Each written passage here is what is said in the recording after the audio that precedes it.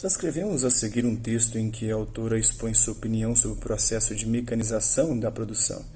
Ele foi escrito em 1842 pela militante feminista Flora Tristan. Se de início senti humilhação por ver o ser humano aniquilado, funcionando como uma máquina, considerei depois os grandes benefícios que poderão surgir um dia como resultado dessas descobertas da ciência. A força brutal dominada, o trabalho material realizado em menos tempo, a possibilidade de o ser humano ter mais tempo para o lazer e para o cultivo da sua inteligência. Mas, para que esses benefícios se tornem realidade, se faz necessária uma revolução social. Ela virá, porque Deus não revelou às pessoas essas admiráveis invenções para torná-las escravas. Está nas Promenades dans Londres, de Flora Tristan. Então, vamos falar sobre o pioneirismo inglês e as novidades industriais que mudaram a vida dos europeus. A Revolução Industrial teve início na Inglaterra na segunda metade do século XVIII. No século seguinte, estender-se-ia para outros países da Europa e depois para os Estados Unidos. Como principal potência econômica do século XVII, a Inglaterra acumulou grandes riquezas. Assim, durante o século seguinte, o país possuía grande disponibilidade de capitais para aplicar na industrialização. Grande parte do poderio inglês foi conquistado com o ato de navegação e a Revolução Gloriosa. O ato de navegação foi um conjunto de decretos baixados por Oliver Cromwell em 1651. Eles estabeleciam que apenas navios ingleses podiam realizar o transporte de produtos procedentes da Inglaterra ou a ela destinados. Essas medidas acabaram por conferir à Inglaterra o domínio do transporte marítimo e, consequentemente, do comércio mundial.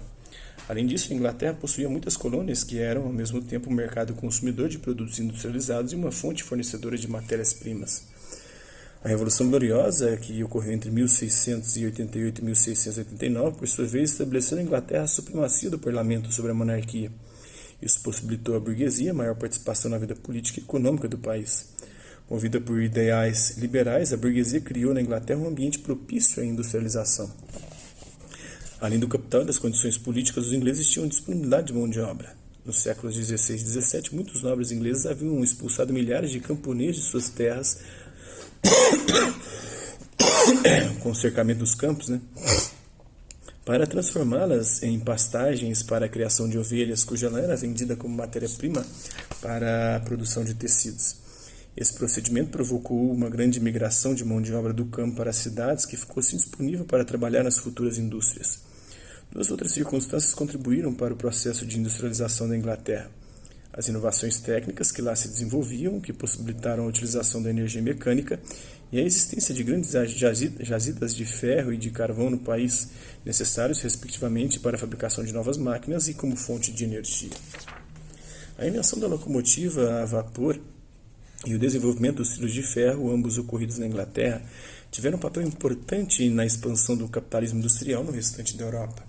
Com isso, houve uma multiplicação das trocas comerciais internacionais. A vida das pessoas também passou por uma transformação, começava a ficar mais fácil conhecer outros lugares, visitar parentes e amigos longe de casa. A primeira ferrovia foi inaugurada em 1830 e ligava as cidades de Liverpool a Manchester, ambas no norte da Inglaterra. O milionário inglês Jay Gould criou um verdadeiro monopólio ferroviário, controlando todas as linhas. Paralelamente à novidade da via férrea, ocorriam as primeiras travessias em navio a vapor no Oceano Atlântico. A indústria mais desenvolvida e importante era a da siderurgia, que tornou o aço mais utilizado do que o ferro, principalmente por causa de sua resistência. A madeira, combustível dos primórdios da metalurgia, cedeu lugar ao carvão mineral.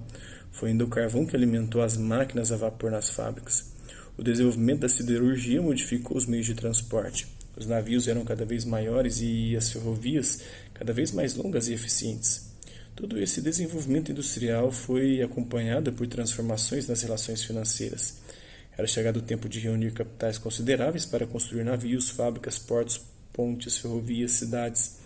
As moedas de ouro e de prata não eram mais suficientes para atender ao mercado financeiro.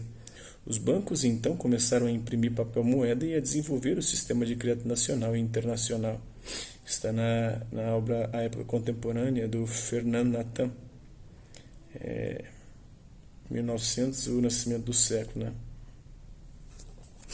Então é isso aí. Espero que vocês tenham gostado do vídeo. Quem curtiu, dá um like. Quem não curtiu, dá um dislike. Hasta la vista, até a próxima.